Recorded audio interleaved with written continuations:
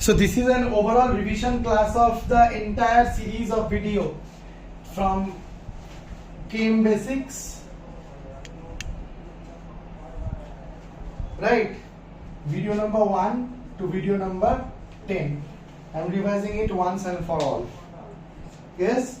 I hope that you will understand. Video is running? Yes. Okay, I'm revising it once for all. Okay. See,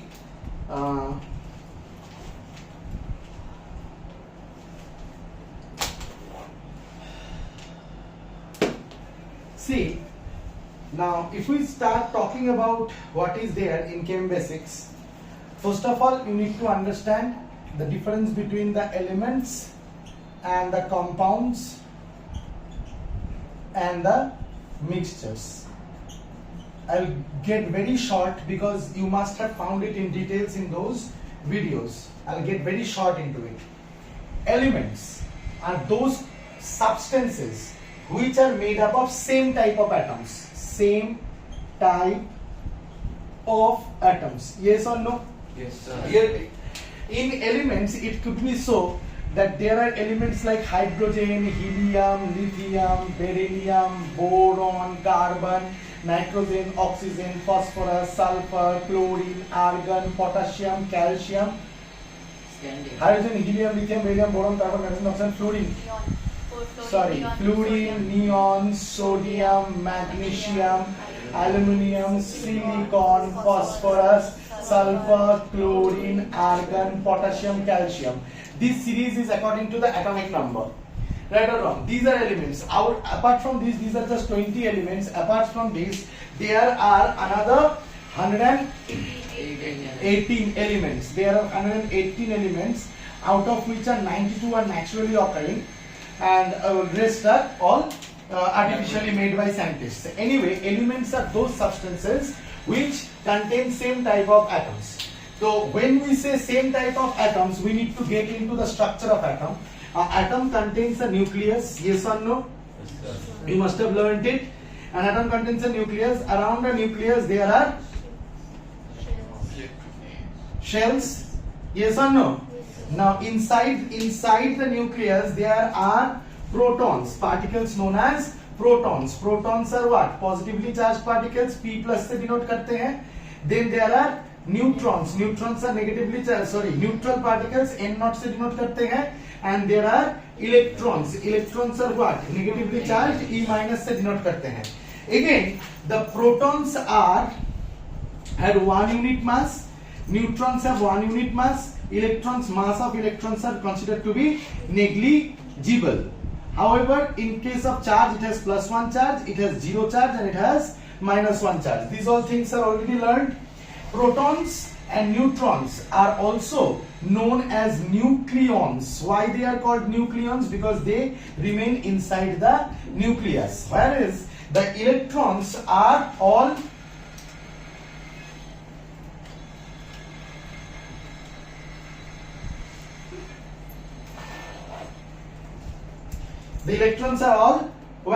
rotating in the shells. Are you getting my point? The electrons are all rotating in the cells. So protons are there, and then neutrons are there inside the nucleus, and the electrons are all rotating in the shell. So this is how an atom is. Then comes the concept of atomic number. Now what is atomic number? Atomic number is the number of proton present inside the nucleus of an atom. एक atom का nucleus में जितना protons है उसको हम लोग कहते हैं एटॉमिक नंबर. लेकिन जब हम लोग बोलते हैं तो हम बोलते हैं कि हाइड्रोजन का एटॉमिक नंबर, हीलियम का एटॉमिक नंबर, लिथियम का एटॉमिक नंबर, जिंक का एटॉमिक नंबर, बेरियम का एटॉमिक नंबर, गोल्ड का एटॉमिक नंबर, सिल्वर का एटॉमिक नंबर, या फिर सोडियम, मैग्नीशियम, एल्यूमिनियम, किसी का भी एटॉमिक नंबर. एटॉमिक नंबर का डेफिनेशन से तो पता चलता है कि number of protons present inside the nucleus of an atom. Definition से तो यही पता चलता है, लेकिन फिर भी उस एटॉमिक नंबर को पूरे एलिमेंट को थोप दिया जाता है कि नहीं, पूरे एलिमेंट का ही एटॉमिक नंबर वो है.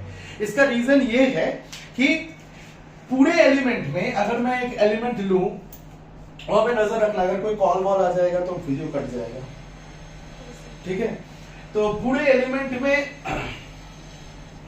पूरा जो एलिमेंट है, उन एलिमेंट में जितने भी एटम्स होते हैं, एलिमेंट के अंदर जितने भी एटम्स होते हैं, एलिमेंट के अंदर जितने भी एटम्स होते हैं, the more the number of atoms are there, जितने भी एटम्स एलिमेंट के अंदर होते हैं, सारे एटम्स क्या होते हैं, सिमिलर होते हैं। ये सुन लो, सारे एटम्स सिमिलर होते हैं। सिमिलर होते हैं मतलब सारे एटम्स के अगर जितने प्रोटॉन है एक एटम में, दूसरे एटम में भी उतना ही प्रोटॉन होगा, तीसरे एटम में भी उतना ही प्रोटॉन होगा, चौथे एटम में भी उतना ही प्रोटॉन होगा, पांचवें एटम में भी, 1 मिलियंथ एटम में भी उतना ही प्रोटॉन होगा। So the number of protons remains the same in case of all the atoms, in case of a particular element. So if it is case of a helium, if it is the case of neon, if it is case of lithium, if it is case of boron, if it is case of aluminum, if it is case of nitrogen, if it is case of phosphorus, if it is case of chlorine, if it is case of argon, if it is case of potassium, if it is the case of calcium, जिसका भी case उठा के तुम देख लो, तुमको थोड़ा सा calcium लाके दिया, तुमको थोड़ी सा ऑक्सीजन लाके दिया, तुमको थोड़ी सा जिंक लाके दिया या गोल्ड लाके दिया, कुछ भी लाके दिया, उसके अंदर जितने भी एटम्स मिलेंगे, उन एटम्स में जो स्ट्रक्चर होगा एटम का वो एकदम सेम होगा, एकदम same in the sense number, nucleus के अंदर नंबर ऑफ प्रोटॉन सबका। जैसे कि सोचो किसी ने बोला कि आर्गन का एटॉमिक नंबर है 18, एटॉमिक नंबर 18 है, मतलब इसके न्यूक्लियस के अंदर 18 प्रोटॉन्स ही प्रेजेंट है। इसके न्यूक्लियस के अंदर कितने प्रोटॉन्स प्रेजेंट है, 18 प्रोटॉन्स ही प्रेजेंट है। अब दुनिया में कहीं पे भी चले जाओ और कहीं से भी आर्गन उठा लो, आर्गन के एटम में तुमको 18 प्रोटॉन्स ही मिलेगा। अगर कोई एलिमेंट ऐसा है जिसके एटम में 18 प्रोटॉन है तो वो आर्गन है। उल्टा भी सोच सकते हो। Are you getting my point? Argon एक ऐसा सब्सटेंस है, जैसे कि गोल्ड एक ऐसा सब्सटेंस है, तुमको इतना सारा गोल्ड दे सकता हूं। जैसे कि मैं ये मिसकॉन्सेप्शन मिटाना चाहता हूं, मैं किसी स्टूडेंट को पूछता हूं कि भाई तुमको क्या लगता है कि व्हाट इज एटॉमिक नंबर, तो वो गधा मेरे को बोलता है कि atomic number is the number of atom, atomic number is the number of atom present inside the element. तो मैं सोचता हूं देवा, atomic number is the number of atom present inside the element. मतलब मैं तो तेरे को इतना सा एलिमेंट भी दे सकता हूं, पर्टिकुलर एलिमेंट। सोच के गोल्ड, मैं तेरे को इतना गोल्ड दे सकता हूं, इतना गोल्ड दे सकता हूं, इतना गोल्ड दे सकता हूं, इतना गोल्ड नहीं दे सकता, उतना पैसा नहीं है, इतना गोल्ड भी नहीं दूंगा नहीं, तुम लोग मेरे को देना, ठीक है। तो सोच, देवांजन ने मेरे को इतना गोल्ड दिया, देवप्रिय ने मेरे को इतना गोल्ड दिया, साक्षी का मन बड़ा है, साक्षी ने पूरा मम्मी का पूरा गोल्ड चेन वेन सब चुरा के लाके इतना मेरे को दे दिया। चलो रखो सर, आप रखो, ठीक है। आपको इतना कष्ट करके पढ़ाने की जरूरत नहीं है, एक बार में बेचो, अमीर हो जाओ, चले हरिद्वार चले जाओ, ठीक है। घर में जाकर मत बोलना सर चोरी करना सिखा रहे हैं, ऐसी मजाक कर रहा हूं। तो मेरे को एक बात बता, इतना गोल्ड, इतना गोल्ड, इतना सारा गोल्ड, तो नंबर ऑफ एटम सेम रहेगा? तो कैसे बोल सकते हो कि atomic number is the number of atoms present in the element? Atomic number is the constant quantity. Atomic number is the number of present inside one atom of that element. और क्योंकि उस एलिमेंट में सारे atom same है, इसलिए उसको atomic number of the element भी कह सकते हैं। बात दिमाग में घुस गया होगा, वीडियो से भी घुस गया होगा, राइट और रॉन्ग? यही था वीडियो में, तो ये बात है। अच्छा, सेकेंड रूल ये है कि नंबर ऑफ प्रोटॉन जितना होता है, राइट और wrong, that must be equals to the number of electron. जितना प्रोटॉन रहेगा उतना ही इलेक्ट्रॉन रहेगा एक पर्टिकुलर एटम में, इसीलिए एटम न्यूट्रल होता है। इसीलिए एटम क्या होता है? न्यूट्रल होता है। एटम से एटम न्यूट्रल क्यों होता है? एटम न्यूट्रल इसलिए होता है, इसका रीजन ये है कि सोच, प्रोटॉन में +1 चार्ज है, इलेक्ट्रॉन में -1 चार्ज है। एक्चुअली चार्ज +1 -1 नहीं है, these are considered to be +1 -1। Actually charge अगर जानना है तो इलेक्ट्रॉन का चार्ज है -1.6 into 10⁻⁻19 कूलम, और प्रोटॉन का चार्ज है +1.6 into 10⁻⁻19 कूलम, ठीक है। इलेक्ट्रॉन का चार्ज है -1.6 into 10⁻⁻19 कूलम, और प्रोटॉन का चार्ज है +1.6 into 10⁻⁻19 कूलम। तो ये अगर है तो ऐसे चार्ज को लेके बार बार बोलना या बार बार प्रैक्टिस करना थोड़ी it becomes difficult, no, for conversing, for using it becomes difficult. See it is a difficult number -1.6 into 10⁻⁻19। लेकिन ये चार्ज जानना भी तुम लोगों का इंपॉर्टेंट है, क्योंकि इतना कम चार्ज रहता है। उसी चार्ज को आर्बिट्रेरीली इसको -1 और इसको +1 पकड़ा गया है, बस। अब सुनो, क्योंकि इक्वल एंड ऑपोजिट चार्ज है, देखो मैग्नीट्यूड सब इक्वल है। यहां से पता चलता है कि चार्ज एक क्वांटिटी है और चार्ज का यूनिट है कूलम, जिसको C से डिनोट किया जाता है। बोलो तो स्केलर क्वांटिटी है कि वेक्टर क्वांटिटी है? स्केलर ही होगा, स्केलर, क्योंकि चार्ज का कोई डायरेक्शन नहीं होगा, राइट और रॉन्ग। तो एनीवे, तो वो बात तो चलो हो गया। तो प्लस, सोचो एक बैग में +1 चार्ज के 3 बॉल रखे हो, -1 चार्ज के 3 बॉल रखे हो, तो वो बैग पूरा क्या होगा? न्यूट्रल हो जाएगा, राइट और रॉन्ग। ठीक उसी तरह अगर एक एटम के अंदर number of proton is equal to number of electron, यानी जितना पॉजिटिव चार्ज न्यूक्लियस के अंदर होगा उतना ही नेगेटिव चार्ज डिस्ट्रीब्यूटेड होगा सेल में, आई मीन शेल में या एनर्जी लेवल्स में, तो पूरा एटम में कितना चार्ज होगा? 0। आ रहा है बात समझ में? पूरा एटम में कितना चार्ज होना चाहिए? 0। क्योंकि सोच, मैं एक एटम का अगर एग्जांपल्स ले लूं,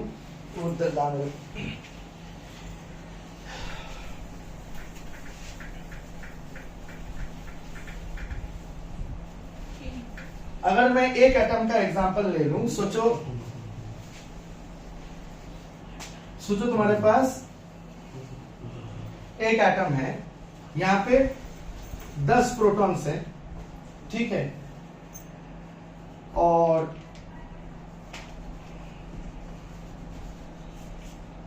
यहां पे 2 इलेक्ट्रॉन्स और यहां पे 8 इलेक्ट्रॉन्स डिस्ट्रीब्यूटेड है। तो ये पूरा ओवरऑल जो एटम है, ये 10 प्रोटॉन है, यानी इसका एटॉमिक नंबर क्या है? 10। तो hydrogen, helium, lithium, barium, boron, carbon, nitrogen, oxygen, fluorine, neon, ये नियॉन का है, 10 में आता है जो, राइट और रॉन्ग। क्योंकि हम लोग जब लर्न करते हैं hydrogen, helium, lithium, barium, boron, carbon, nitrogen, oxygen, fluorine, neon, sodium, magnesium, aluminium, silicon, phosphorus, sulphur, chlorine, argon, potassium, calcium, ये एज एटॉमिक नंबर लर्न किए हैं। जो जितने नंबर पे है उसका एटॉमिक नंबर उतना है, यानी उसके एटम में उतना ही प्रोटॉन्स है। Are you getting my point? Is this understood? उसके एटम्स में उतना ही प्रोटॉन है तो उतना ही इलेक्ट्रॉन होगा। तो हर एक एटम न्यूट्रल होता है, ये एक बात है। अच्छा चलो, ये तो समझ में आ गया। यानी एलिमेंट में कोई भी एलिमेंट, नाम नहीं लूंगा, ए लो, कोई भी एलिमेंट बी लो, कोई भी एलिमेंट सी लो, चाहे वो एलिमेंट लिक्विड हो, सॉलिड हो, गैसियस हो, फर्क नहीं पड़ता है, ठीक है। एक डिवीजन होता है, जैसे कि मैटर का डिवीजन हम लोग करते हैं as elements, compounds and mixture. दूसरा एक मैटर का डिवीजन है, मैटर का दूसरा एक डिवीजन है जिसको हम लोग बोलते हैं सॉलिड, लिक्विड और गैस। आई होप कि मैंने उस वीडियो के सीरीज में समझा दिया है कि इसके साथ इसका कोई संबंध नहीं है। कोई भी एलिमेंट सॉलिड हो सकता है, लिक्विड हो सकता है, गैस हो सकता है। ऐसे एलिमेंट्स का एग्जांपल हो सकता है जो सॉलिड है, जैसे कि सोडियम या फिर कॉपर या फिर गोल्ड। कोई एलिमेंट ऐसा हो सकता है कि लिक्विड है, लिक्विड एलिमेंट जैसे ब्रोमीन। कोई भी एलिमेंट ऐसा हो सकता है जो कि गैसियस है, जैसे नाइट्रोजन, ऑक्सीजन। या फिर कंपाउंड्स का भी वैसा ही है, सॉलिड भी हो सकता है, लिक्विड भी हो सकता है, गैस भी हो सकता है, depends on which compound we are talking about, which compound we are talking about. So this is one classification, that is one classification. However, we are trying to understand elements, and in elements we see that A, B and C, these three are elements, and in these elements the atoms that will be there, suppose A is sodium, suppose B is aluminium, and suppose C is chlorine. So the atoms that are there, no, suppose C is calcium. So the atoms that are there, okay, these atoms are all similar to each other. These atoms are all similar to each other. These atoms are all similar to each other. But if you take one atom from here, if you take one atom from here, and if you take one atom of here, this atom is different from this atom, and this atom is different from this atom. So at what respect? Because sodium का atomic number is 11, so sodium का atomic number is 11, मतलब इसके अंदर 11 protons है। अगर मैं draw करने की कोशिश करूं और समझने की कोशिश करूं तो कुछ ऐसी बात हो जाएगी।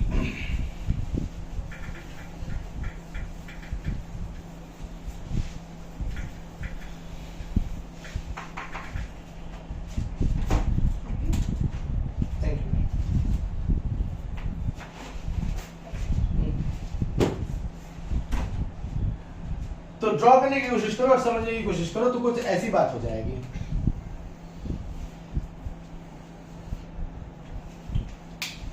बात कैसी होगी?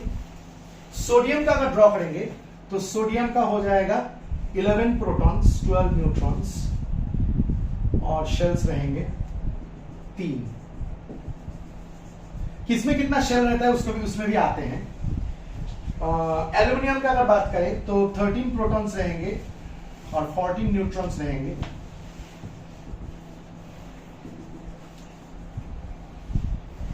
और कैल्शियम का अगर बात करेंगे तो 20 प्रोटॉन्स रहेगा, 20 न्यूट्रॉन्स रहेगा।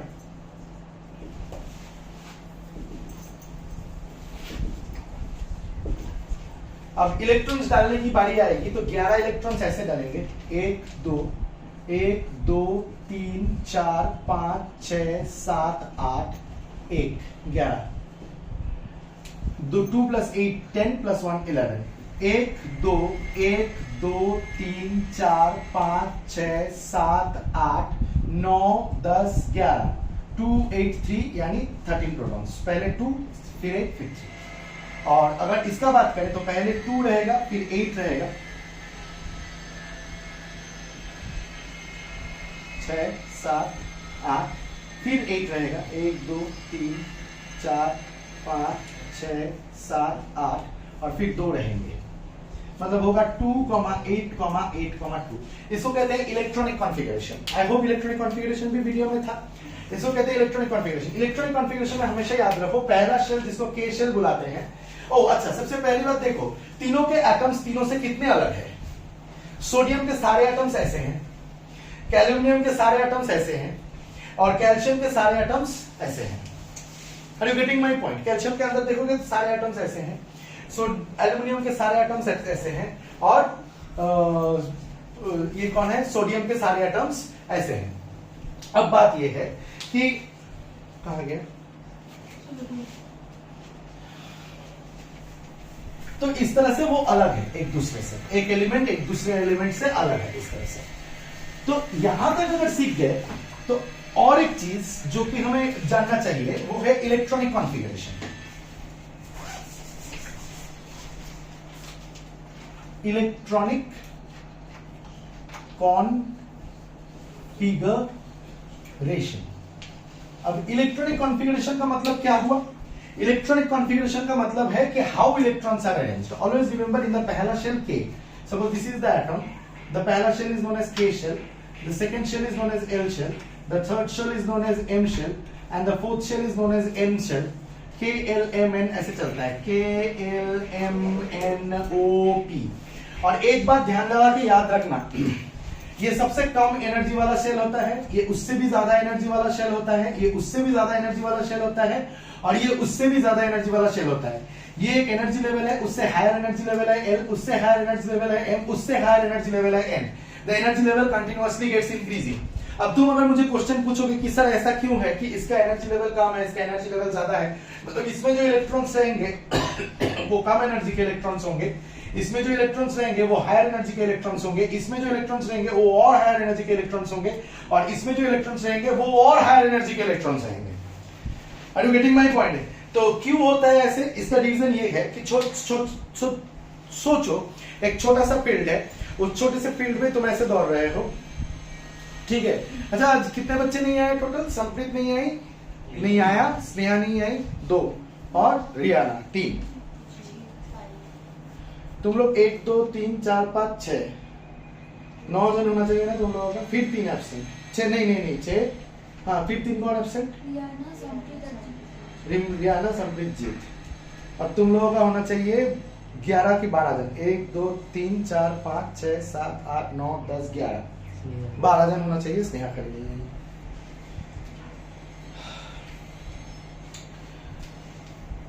तो ये तो के शेल। अच्छा, तुम जानना चाह रहे थे कि तुम नहीं जानना चाह रहे थे, मैं ही बता रहा हूं कि इसका एनर्जी लेवल कम क्यों है, इसका एनर्जी लेवल ज्यादा क्यों है, इसका एनर्जी लेवल उससे भी ज्यादा क्यों है, इसका एनर्जी लेवल उससे भी ज्यादा क्यों है। राइट और रॉन्ग, ये जानना चाह रहे थे। इसका रीजन ये है, इसका straight and simple forward reason ये है कि ये और बड़े होकर सीखोगे क्योंकि the angular momentum increases, but अभी तुम नहीं तो समझ पाओगे कि एंगुलर मोमेंटम का बात क्या है। जब शुरू हुए हो क्लासिकल साइंस में तो मैं तुमको एक आसानी से समझाता हूं। देखो बात यह है कि छोटा सा एक माठ है, उस माठ में शालू ऐसे घूम रही है, घूम रही है, घूम रही है। और एक बड़ा रेडियस का मार्ट है, उसमें अमन ऐसे घूम रहा है, घूम रहा है, घूम रहा है। तो अगर दोनों कंटिन्यूअसली घूम रहे हैं तो क्या क्या बोलोगे, किसके पास ज्यादा एनर्जी है? अमन के पास कि शालू के पास? अमन के पास, क्योंकि अमन ग्रेटर डिस्टेंस कवर कर रहा है एक सेम स्पीड में, शालू स्मॉलर डिस्टेंस कवर कर रही है सेम स्पीड में। तो एनर्जी तो शालू अमन का ज्यादा खर्चा हो रहा है ना। Is this clear to you?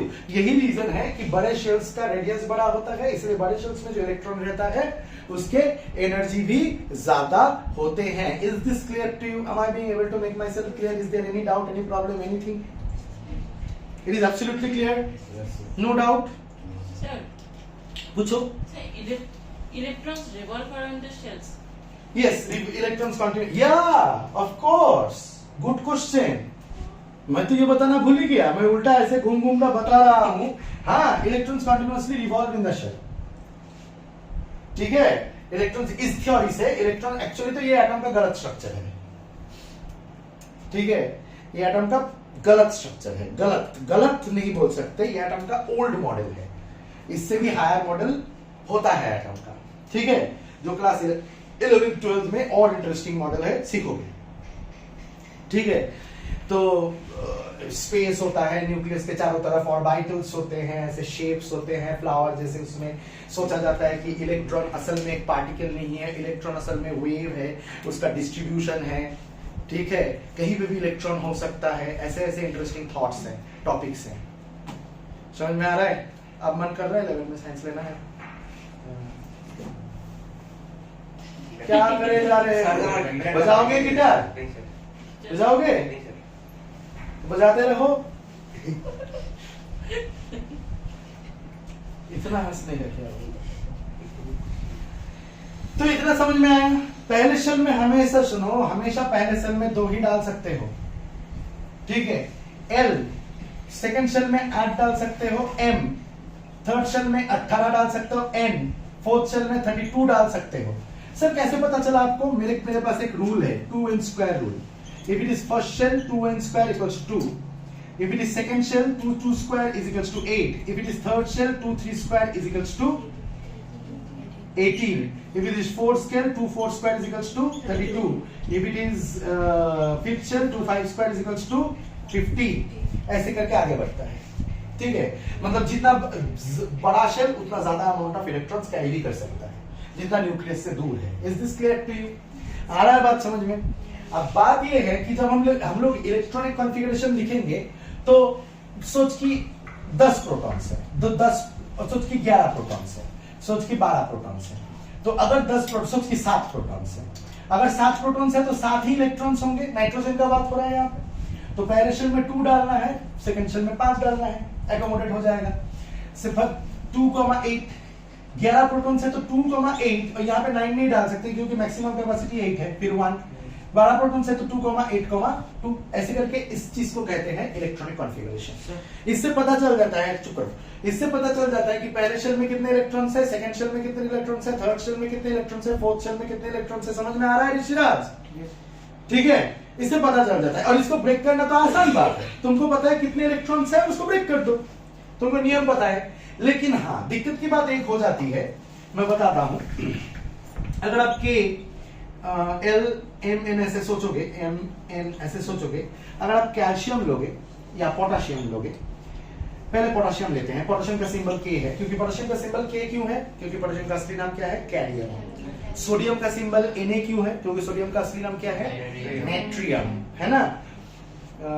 Copper का सिंबल Cu क्यों है? क्यूप्रम। हाँ, वेरी गुड, क्यूप्रम असली नाम है, क्यूप्रम मतलब लैटिन नाम है क्यूप्रम, वहीं से सिंबल सारे आए थे। अच्छा, वो दूसरी बात है। अब सुनो मेरी बात, सोचो के तुमने लिया, अब के जो है, ठीक है, के में अब 2 इलेक्ट्रॉन्स डाल सकते हो, राइट? ओ सॉरी, के में 2 इलेक्ट्रॉन्स है, भूल जाओ।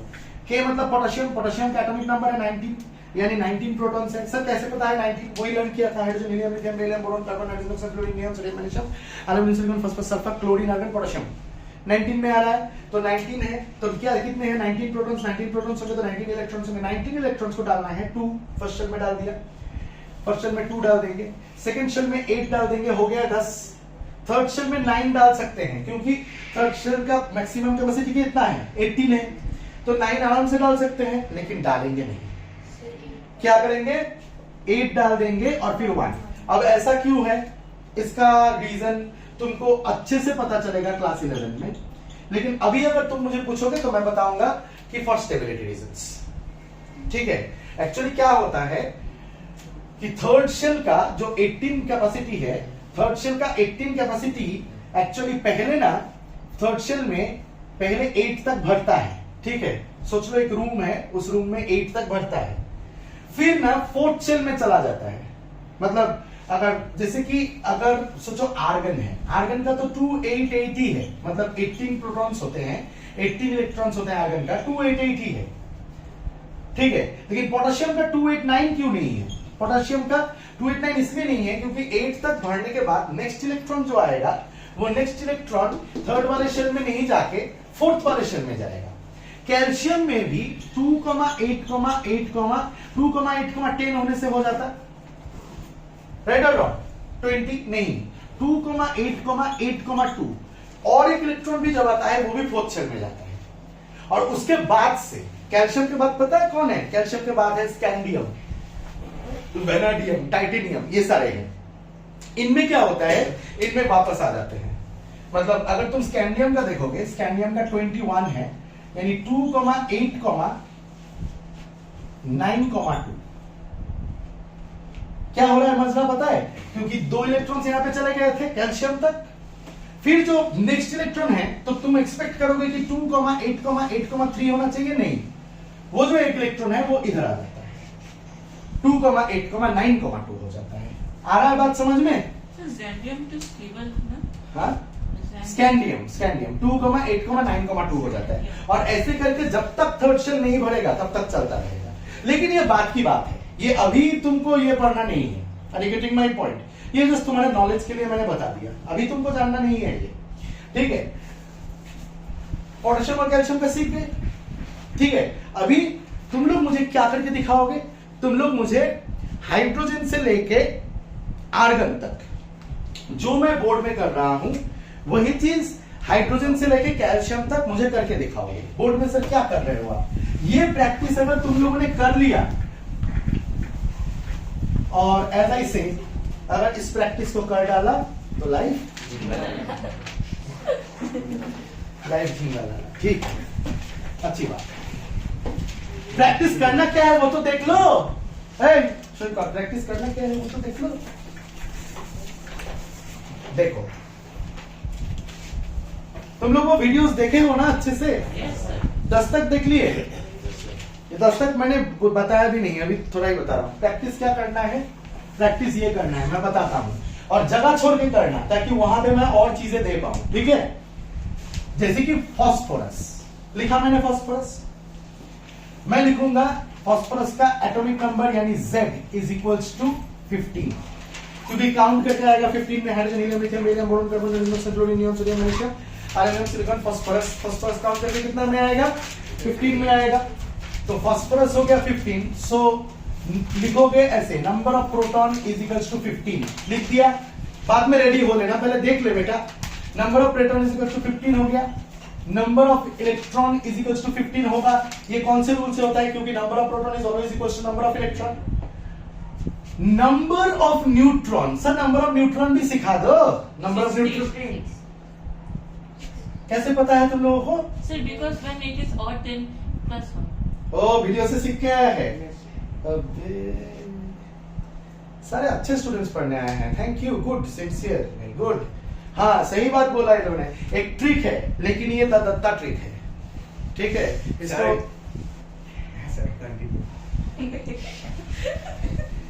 क्या ट्रिक है, कुछ नहीं, खाली याद रखना है हाइड्रोजन के पास नो न्यूट्रॉन्स, मतलब हाइड्रोजन का 0 न्यूट्रॉन्स होते हैं। नाइट्रोजन के पास 7 प्रोटॉन्स एंड 7 न्यूट्रॉन्स होते हैं, और आर्गन के पास 18 प्रोटॉन्स और 22 न्यूट्रॉन्स होते हैं। बस ये 3 अगर याद हो गया, ये 3 अगर दिमाग में रख लिया, उसके बाद एक कॉमन रूल लगा देना कि अगर नंबर ऑफ प्रोटॉन ऑड है, ठीक है, तो number of neutron is equals to proton plus 1, मतलब जितने प्रोटॉन है प्लस 1।